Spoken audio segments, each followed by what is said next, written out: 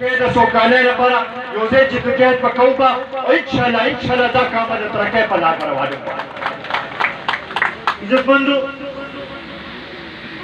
ما نه مخکې ماجد خانم خبرې وکړې، د علاقې مسایل بیان کړل، بابر خان هم په هغې باندې خبرې وکړې او ډاکټر صاحب هم خبرې وکړې.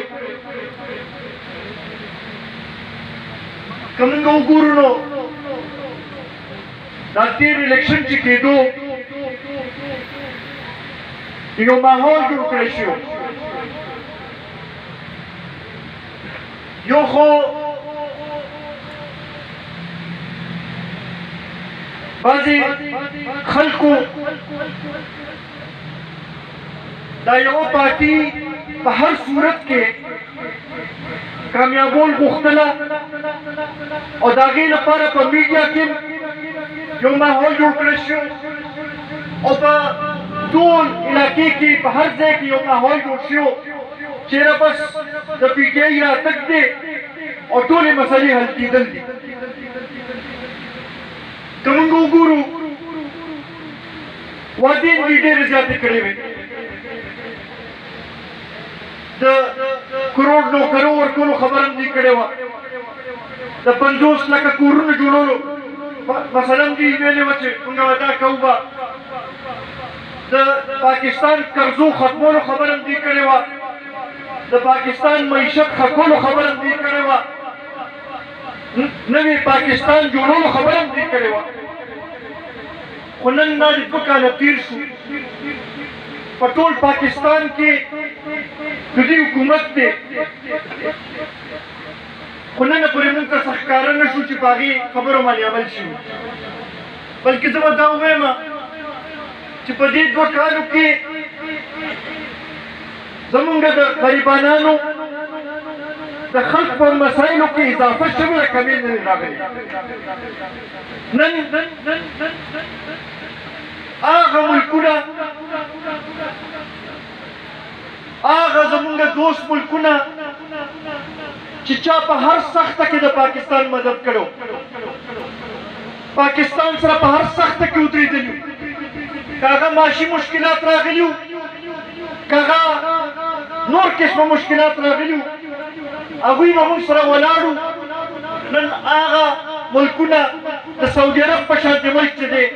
هغه موږ نه په دې خفه دی چې د دې موجوده حکومت چې دی واضح خارجه پالیسي نشته. نن د چین په شانتې دوست ملک موږ نه خفه دی او هغه ګرمجوشي نشته چې کومه مخکې وه. نن که موږ نظر واچو نو موږ ته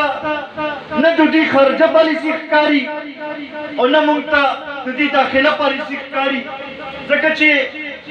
یو بل وزیر اعظم چې په خپله دا ووایي چې یاره سیاست کې یوټرنز به اخلې، نو د هغې نه به تاسو څه تمه وکړئ چې یاره هغې د هغه په کمې خبرې به اعتبار کوو، هغه به کومه خبره سرته رسوي. نن په دې 2 کالو کې چې کومه ګراني راغله، زما خیال داسې په تاریخ کې داسې حالات نه راغلي. مخکې به هم ګراني راتله، خو هر ځله چې ګراني به راغله یو حد به یې مقرر شو، خلکو ته به پته ولګېده چې یاره دا چیني چې دا 10 روپۍ ګران شو، دا اوړه چې دي دا 15 روپۍ ګران شو. نن سبا داسې حالات دي چې د ورځې نرخ دی، چې نن لاړ شې د دوکان نه اوړه واخلې نو سبا په هغې نرخ نه میلاوېږي، د هغې نه ډبل په نرخ باندې ته میلاوېږي. چیني چې نن په کم نرخ واخلي سبا په هغې نرخ ته نه میلاوېږي. دغه شانتې دوایانو هر یو د ضرورت شی چې دی هغه داسې ځای ته رسېدلی چې د غریبه د وسه وتې دی. او بل خوا ته چې حکومت وګورو نو د هغوی په پالیسۍ باندې نه پوهېږو چې ټولې دنیا کې تیل ارزان شو او دلته یې تیل ارزان کړل، نو چا ته میلاوېدل په 1,500-200 روپۍ باندې په مینتو باندې به بیا خلکو تیل اچول. داسې حکومت خو موږ یې چاته نه ولیدلې حال دې ته راغلی دی چې زما خیال دا خلک پکار دی چې دا مطالبه دی وزیر اعظم صاحب نه وکړي چې ته د نور یو شی نوټس مه اخله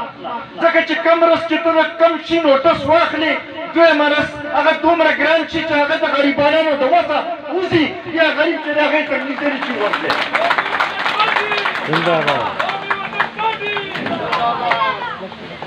دغه شانتي په دې 2 کاله کې ماشي ایکسپورټ سره چې تاسو کېنئ نو هغوی به تاسو ته وایي چې یاره کم از کم د کروڑ نه زیات خلک چې دی بېروزګاره شول او ورځ تر ورځه معیشت چې دی زموږ خرابېږي لګیا دی بل خوا ته چې وګورو نو وزیر اعظم صاحب اول خو به دا خبره وه چې یاره دا تېر حکومتونو چې دي د هغوی د وجې نه دا ګند موږ ته پاتې دي او دا ګند صفا کول غواړي اوس چې 2 کاله تېر شو چې خلک ورته وایي چې ته خپله کارکردګي وښیه نو کله وایي چې یاره دا بیماري چې کومه راغلې ده د هغې د وجې نه دا مشکلات موږ ته جوړ دي